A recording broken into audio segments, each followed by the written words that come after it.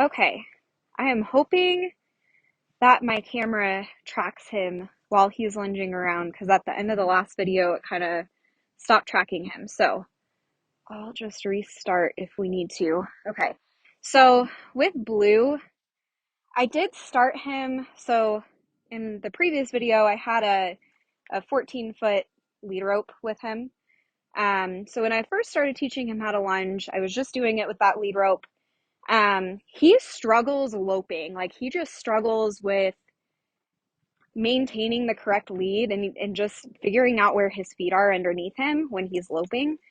Jenny and I have talked about this quite a bit, but it's definitely getting a lot better. He's not as awkward when he's loping, but it definitely needs work and just some consistent time of working on this kind of stuff with him.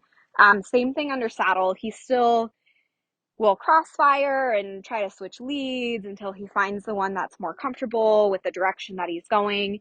That is really typical when you're starting colts and when you're first riding them, but he is more so than normal, I would say. So I've kind of had to almost take a step back with him and just work on that with him, and set him up to where I can teach him, hey, when you're going to the right, it's way more comfortable to be on the right lead.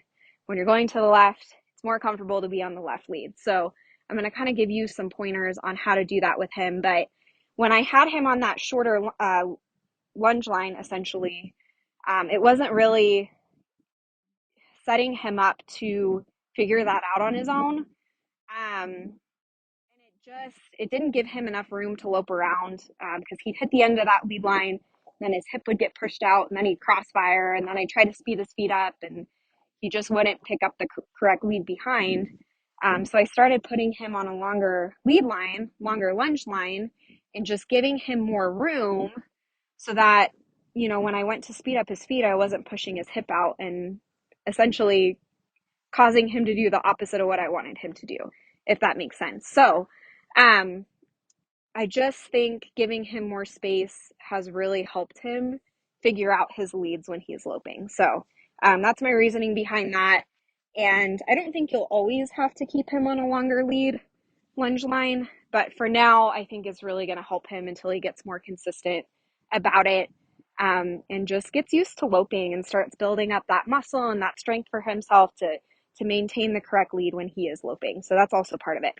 Okay, so when I go to lunge, I will always, um, I don't always send them off the same direction every time. I try to mix it up, but when I do send them off, I just take my lead rope in my hand and I point it up in the air towards the direction that I want him to go. So right now, I want him to go to my right.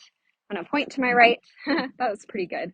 And then I'll use my whip towards his shoulder to push his shoulders away. Good. Till he goes out on that circle. Good. Blue, he's pretty lean. He's got this nice little slow trot. Okay. So if I want to speed up his feet, I'm just going to point in the air and pluck. And then I'll use my whip if I need to until he goes the speed that I want to, okay? So it's always, sorry, it's always point, pluck, and then use your whip and either spank the ground, which usually that's all he needs, or you can step in and spank him if you need to, okay, if he's ignoring you spanking the ground, okay? So those are kind of your progression of cues. It's the same concept as in the round pen. We're going to point him off the direction we want him to go, cluck, spank. So point is I'm asking you, cluck is I'm warning you, spank is I'm telling you you've ignored me twice now, okay? So, to change directions with him, I'm just going to slide my hand down the lead rope. He's already kind of anticipating that stop. I'm going to pull it in towards me, towards my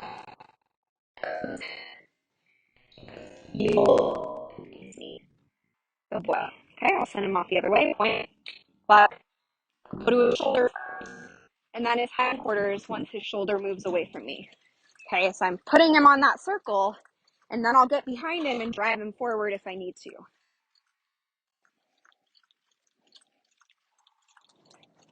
Good boy.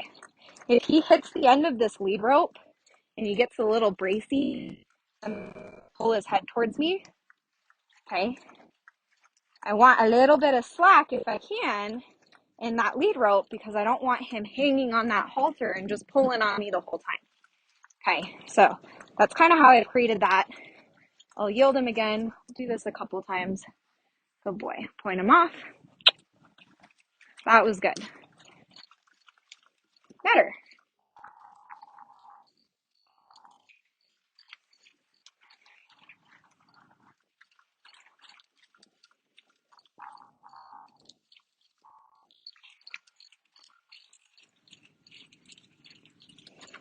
Slide my hand down, yield, point, cluck, whip if I need to.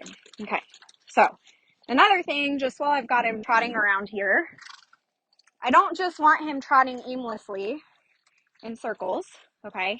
I want him to also take the shape of the circle that I'm putting. So I want his nose slightly bent in the arc of that circle, okay? I don't want him looking out and getting distracted and paying attention and falling out of that circle. I want him tipping his nose, staying on that circle. And then I also want his body to take the shape of that circle. So if I feel like he's kind of pushing out in that circle and his hips are coming towards me, then I just pull on my lead rope, okay? I'll get his face, and then I'll start walking towards his hip and putting pressure on his hip, and I'll start pushing that hip out. Okay? See those hips kind of crossing underneath himself? There. Yeah, that's fun. So I'll play around with that and get him to shape up and take the shape of that circle, okay? Without just mindlessly doing whatever he wants when he's with his body, okay? So that's something that you can play around with. Good boy. Okay, so let's go ahead and start loping.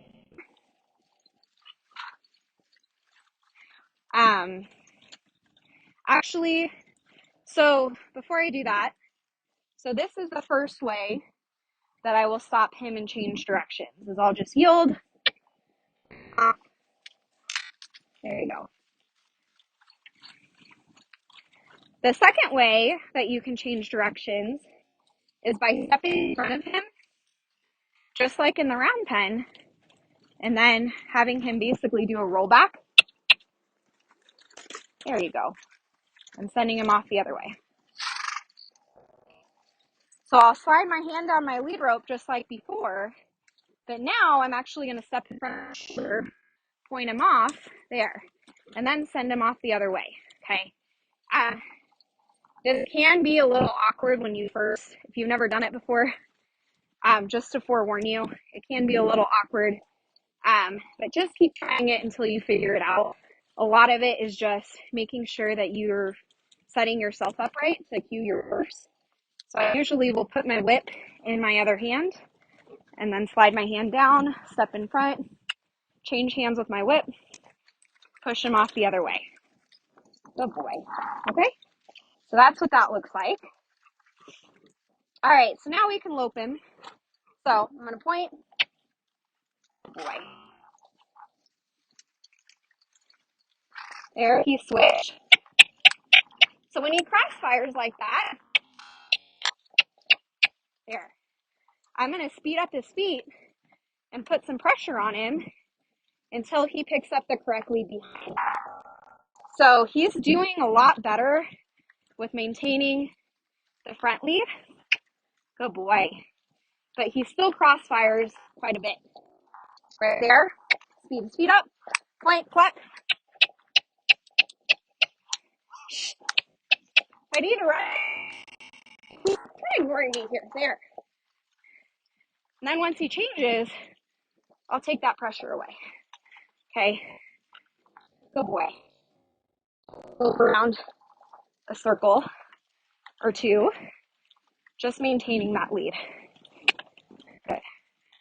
Oh, good boy. Okay. I'm hoping you can see him with all of that. So when he crossfires, I'm going to get after him for it till he's in the correct lead, and then I'll really don't change directions on him that much at this point because I'm kind of getting comfortable just loping and being correct about it. So I'm not going to pick on him too much at a lope and start asking for too many other things until he's good at loping, if that makes sense. I will say, going to the left, him going around to the left or counterclockwise is his worst way. So going the direction, watch him from here.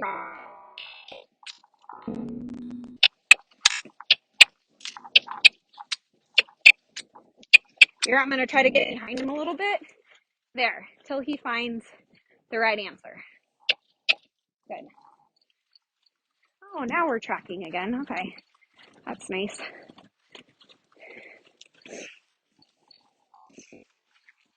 Okay, good boy. Point. There. Good. So when he there. So when he lopes, I'm gonna let my lead rope slide out of my hand a little bit and let him there. And let him go out onto a bigger circle. So same thing. I'll leave him alone when he's being correct with his feet. Okay, when he hits the end of that lead rope, nope. Good boy. Again, I don't want him pulling on me and dragging me out of that circle.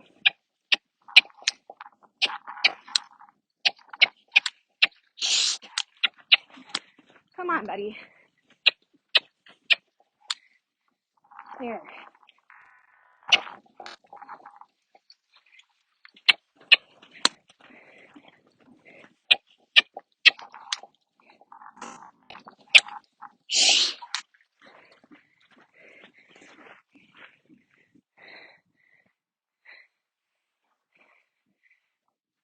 Let me see if I can set him up for that again. There. I'm trying to speed his feet up there. He's just kind of ignoring me. There. Do too well with that. I almost need a longer whip so I can reach him if I need to, which I do have. It's just in the barn. So we'll try to make do.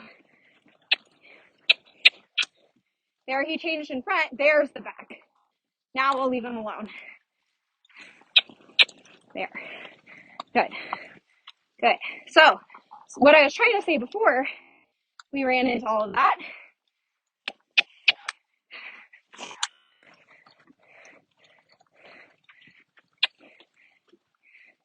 don't stop by yourself. I didn't ask you for that. Okay. What I was trying to say before all of that is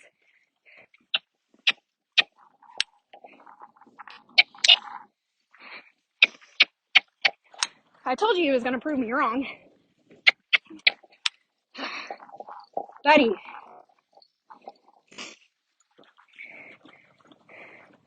Okay, so this is kind of the problem there we've been running into. So I guess if you need to, slow him down to a trot, shape him up to that circle. There. Then ask him to lope off again. So try to speed up first. There. Oh, he thought that was the W word. I can't really be mad at him for that. Okay. Oh, let me stop him so I can actually explain what I was trying to explain. Okay. So,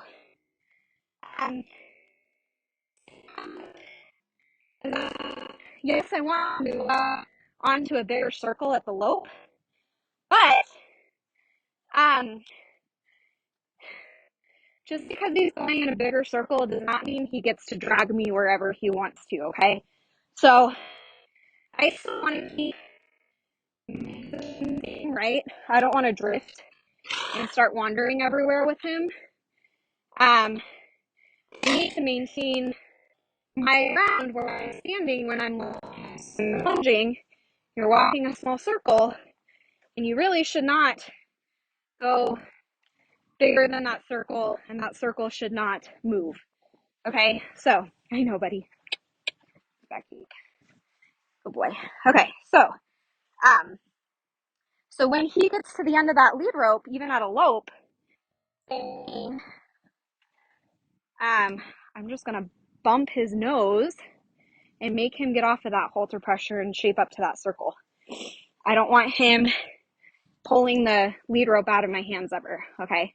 So if you ever feel that from him, just bump his nose back, make him get off of that halter pressure, okay? Even at a lope, and even when he's struggling with his lead. So you kind of see what I'm talking about now.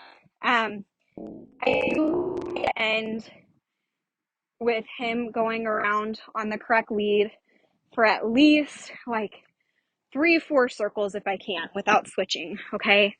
I'm trying to build up like the amount of time that he is in the correct lead and start building up his muscle. Like same thing with everything.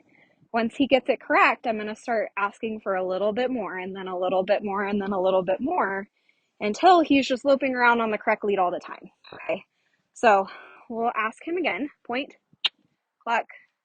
Right here, I'm going to whack his shoulder. There you go. Since I'm close enough to him and he's ignoring me, I'll bump that shoulder away from me and then I'll drive him back forward onto my lunging circle. Okay. Man, I always forget how when you're working a horse and trying to explain things at the same time, you get really out of breath really quickly. Okay, so I'll let my circle get a little bit bigger here, and then I'll point, cluck, spank. There we go. There we go. So there I had to bump his head back. There we go.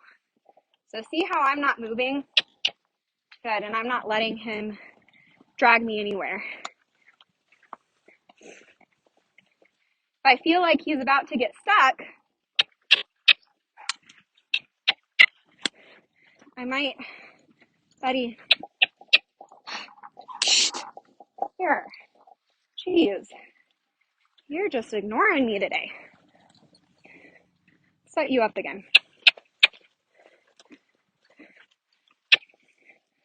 So I'm just going to trot him, kind of get after him a little bit here.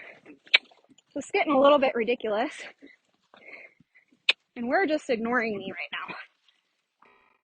So when I go to speed up his feet to make it hard for him to be on the wrong lead, nothing changes from him.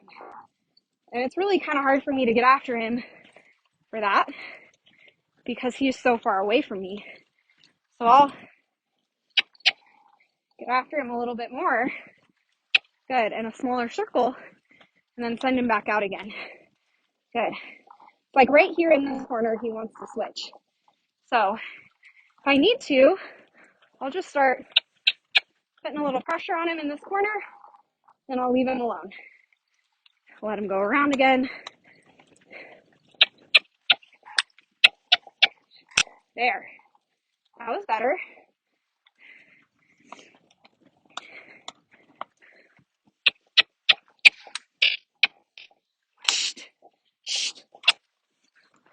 Oh my God, buddy.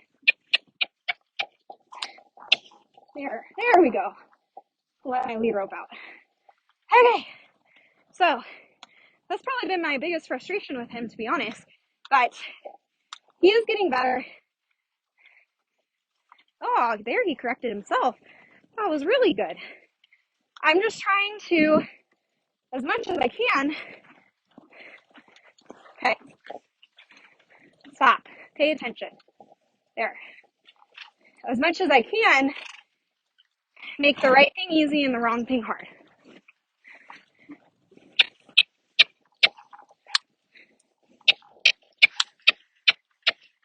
Oh my gosh.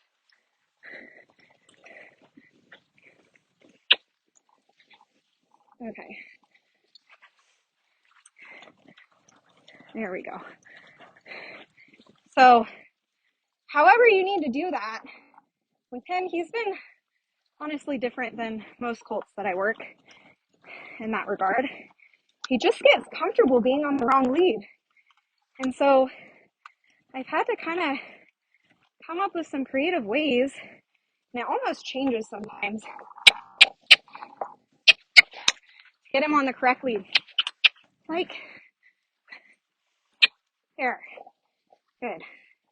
So I guess if he's ignoring you trying to speed up his feet to get him to change that way, then just break him down, put some more pressure on him until he goes back into the correct lead. There you go. Okay, so that's a little bit better. I'm gonna find a good note to end on.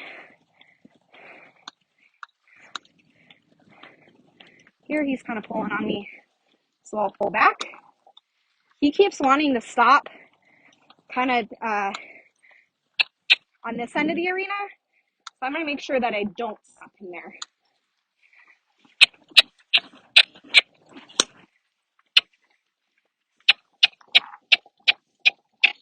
There we go. I'm just gonna make my circle smaller. Get after him. I was almost done with you, buddy. Nope, that's not right. There. There. Okay. He's gonna be really tired when I ride him now. Okay. But he needs this. Okay, I'm gonna stop him over here. Ooh. Good boy. So he also knows how to stop off of whoa. I usually only do that at the end of the session when I'm riding or lunging him, just because that word means more to them and they start craving it because they know they get to quit after that. Okay, so, boy, I kind of don't mind him coming up to me here because I want him to know that he's going to get rest from me. I want him to want to be with me. So when he's really tired like this and it's the end of our session, as long as I'm okay with it and I'm, if I ask him to back out of my space and he does, awesome. And then I can invite him into my space and say, hey, why don't you get some relief here with me? And then he'll crave being with me, which is why he just walked right up to me as soon as I said, whoa. So I'm going to let him catch his breath here. I just love on him a little bit. Loping is just so hard for you, buddy. So yeah, that's definitely not going to be fixed by the time he comes home. But we are working on it, I promise. We're working on it. I want to say it's a little bit better when we're riding. However, we are going to be working on more steering and tighter circles and rounding corners, and I'm really going to be focusing on that this next week and a half before you guys come pick him up, because I want him steering pretty decent, or as decent as I can get him, just to set you guys up for success with him at home. And that could change because we're going in tighter circles and changing directions and really moving his shoulder over, and he might fall out behind. So right now he's doing better under saddle with maintaining his leads. But that could change, and either way, he's got to figure it out. He's got to figure out how to keep himself up and just stay on the correct lead. So I'm trying to teach him that, and I mean, get creative with it if you need to.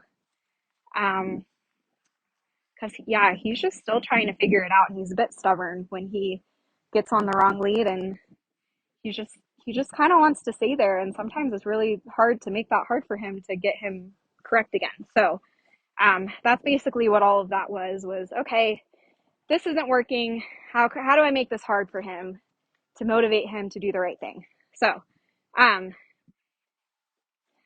that is lunging for you. At the end of your sessions, you can also desensitize him and go back to whack in the ground. The other thing that I have done with him is flexing with a halter. So, what I will do, you gotta be over here so they can see you, buddy. What I'll do is come back here, like by the back cinch, and I'll just slide my hand down the lead rope and pull it up to the saddle and to flex. So here, I want him to follow the feel of the, which is either the cinch or like shoulder does, and he's pretty light off that. Does that pretty well. I will pull his head out to the side about right there's if he doesn't have a saddle on, and hold it there until he gives the way I want him to. So this side he doesn't have a shadow, so you might be able to see a little bit better. So slide my hand down. I'm going to stay right by his hip, because if he goes to move on me, what he's going to do is come straight back with this foot right here. Yeah, buddy. Yeah, buddy. So if I'm here, he will step on me and it will hurt. And that has happened to me before, and I don't recommend it. So the closer you are to their hip, the more they can just move around you when you're doing this. Yeah, like here.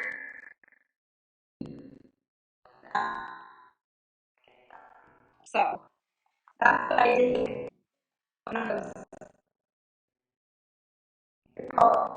the right answer.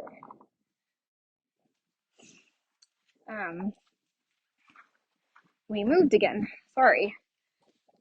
Benefits of, or I guess non-benefits of not being in person.